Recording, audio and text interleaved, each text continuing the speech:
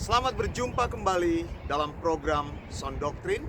Dan saya Pendeta Wanda Dumais kembali lagi menjumpai Anda. Dan saya menyampaikan firman Tuhan ini, pengajaran ini dari Sydney, Australia. Maranatha, Tuhan Yesus segera datang. Saudara yang dikasihi Tuhan, hal menarik atau prinsip yang penting yang perlu kita pikirkan dalam hidup ini adalah bahwa orang percaya harusnya bertumbuh di dalam kesetiaan terhadap firman Tuhan. Jadi selama kita hidup di bumi ini, kesetiaan kita kepada firman Tuhan seharusnya bertumbuh. Nah, ini yang disebut dengan orang Kristen yang hidup, orang Kristen yang bertumbuh. Saudara, jadi praktek iman kita seharusnya didasarkan kepada pengajaran firman Tuhan yang benar. Nah, saudara, jadi semuanya praktek-praktek hidup kita itu tidak boleh didasarkan pada hal-hal lain. Harusnya didasarkan pada firman Tuhan yang tidak pernah berubah. Alkitab itu adalah pegangan kita yang menentukan seluruh praktek moral dan etika yang kita lakukan selama kita hidup di dunia ini. Orang Kristen yang baik adalah orang Kristen yang meninggikan Alkitab.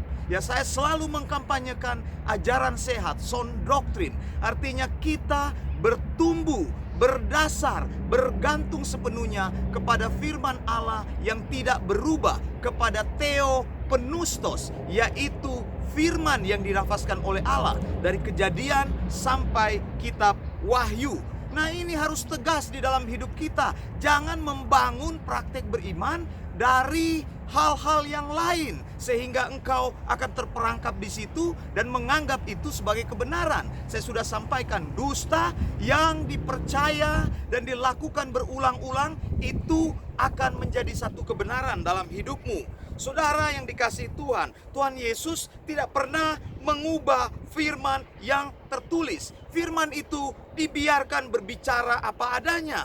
Firman itu dibiarkan berbicara seperti itu. Biarlah firman Tuhan yang mengubah hidup kita. Jadi bukan kita yang mengubah firman untuk kepentingan kita sendiri. Firman Tuhan harus menjadi cermin. Firman Tuhan harus menjadi pelita dalam hidup kita. Jadi menuntun kemanapun kita pergi. Saudara, Yesus itu adalah Logos. Dia adalah firman Tuhan dan dia juga adalah Rema. Nah, ini saya akan jelaskan hal ini juga. Saya ingin beritahu kepada saudara, orang Yunani mengenal dua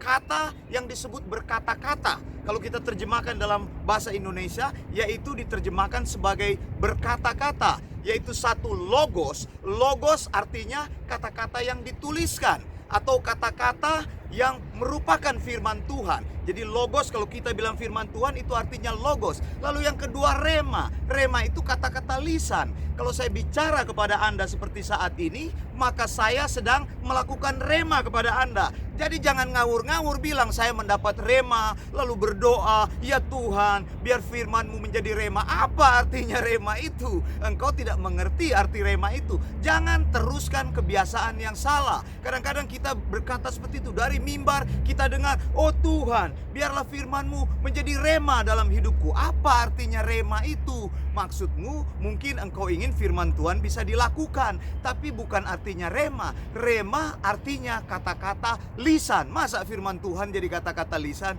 Firman Tuhan itu adalah logos, dan Yesus itu adalah logos dan rema. Jadi sudah tidak ada lagi orang yang bilang saya dapat rema, saya punya rema, firman Tuhan jadi rema. Itu perkataan yang tidak alkitabiah. Saudara yang dikasihi oleh Tuhan, Yesus datang untuk menggenapi logos itu, bukan untuk mengganti atau mengubah atau membatalkan logos itu. Jadi firman Tuhan semuanya harus saling setuju, harus kontras, harus tidak bertentangan, harmonis satu sama lain antara perjanjian lama dan perjanjian baru. Bila ada bagian yang sulit, tugas kita untuk menemukan dan membawa pengertian firman itu dalam kehidupan kita. Tugas kita bukan mengubah firman Tuhan. Tugas kita adalah membuat firman Tuhan itu menjadi pengertian dalam hidup kita. Firman Tuhan itu kekal, firman Tuhan tidak berubah. Manusialah yang diubah berdasarkan firman Tuhan itu. Nah, saya sudah pernah menyampaikan mengenai Ulangan 24 ayat 1 sampai 4, yaitu bagian-bagian firman Tuhan di dalam perjanjian lama yang menulis tentang perceraian. Saudara yang dikasihi Tuhan, sebenarnya saya mau sampaikan kepada saudara, firman Tuhan yang Tuhan berikan di dalam Ulangan 24 ayat 1 sampai 4 itu bukan untuk mengajak atau memberitahu jemaat Tuhan mengenai perceraian. Bukan memberikan prinsip perceraian atau pernikahan ulang. Tapi firman Tuhan itu sebenarnya diberikan oleh Tuhan untuk melindungi wanita. Pada waktu itu wanita menjadi objek yang lemah sekali di Yahudi. Ya, wanita itu dianggap sebagai properti pria. Nah, dikatakan pria itu menjadi master. Pria itu adalah tuan wanita atau baal. Sementara wanita yang dinikahinya menjadi beula. Beula artinya orang yang tunduk pada pria tersebut. Jadi pria tersebut dia boleh berzinah, dia boleh melakukan perbuatan salah. Wanita tidak bisa menggugatnya. Tapi apabila wanitanya melakukan satu kesalahan yang kecil saja, misalnya saat menggoreng makanan, lalu makanan tersebut hangus, maka wanita tersebut bisa dicerai. Nah, kalau wanita itu dicerai, diberikan surat cerai, ya, maka wanita itu harus pergi dari rumah dan pergi hanya dengan baju di badan. Nah, laki-laki yang dinikahi pertama kali ini selama-lamanya dia menjadi tuan. Makanya Tuhan bilang, apabila seorang wanita diberikan surat cerai oleh suaminya, lalu dia pergi dari rumah itu, jangan kembali lagi kepada suaminya yang pertama. Mengapa? Karena suami yang pertama itu yang sudah menceraikan, dia adalah master. Jadi engkau akan selama-lamanya tunduk dalam hidupnya. Maka Tuhan bilang tidak boleh kembali lagi kepada yang pertama. Kalau sudah menikah, engkau pergi dari dia. Nah, apabila wanita ini menikah dengan orang lain, maka suaminya yang kedua ini tidak lagi disebut sebagai master, tetapi disebut sebagai suami. Saudara yang dikasihi Tuhan, dalam konteks inilah maka ada yang disebut dengan perceraian dan surat cerai. Jadi firman Tuhan yang berbicara di situ adalah firman Tuhan yang ingin menegaskan bahwa Allah kita itu adalah Allah yang adil, bahwa Allah kita adalah Allah yang membela wanita, ya, bukan membiarkan wanita. Nah, orang-orang Farisi di situ mengajarkan untuk pria bisa menulis surat cerai, mengusir istri dengan surat cerai, dan itu adalah tindakan yang legal. Ya, surat cerai itu mempunyai legal standing. Kalau Anda menikah dan Anda bercerai, maka buktinya adalah surat cerai. Artinya Anda atau seseorang tidak lagi terikat dengan pernikahan kepada orang lain. Nah, ini diajarkan oleh orang Yahudi. Saya sudah katakan, rabi-rabi Yahudi mengajar dalam sekolah yang disebut dengan Samai, sekolah Rabi Samai dan sekolah Rabi Hillel. Ya, jadi mereka katakan secara moral tidak apa-apa, tetapi juga dalam hukum Taurat itu adalah diakui. Nah, saat Tuhan Yesus datang ke bumi ini, dia mengoreksi pengajaran-pengajaran dari Hillel dan Samai. Tuhan Yesus datang untuk memberikan tafsiran-tafsiran yang baru. Saya mau katakan, Tuhan Yesus pernah berkata, "Aku datang bukan meniadakan Taurat, tapi aku datang untuk menggenapi Taurat itu." Jadi Tuhan tidak membatalkan Taurat, tidak mengurangkan Taurat, tetapi Yesus sendiri adalah hukum Taurat itu sendiri. Karena dia adalah Logos, dia memberikan tafsiran yang baru. Makanya dalam Matius 5 ayat 31 sampai 32, ketika Tuhan Yesus katakan bahwa bila seseorang menceraikan istrinya karena zina, maka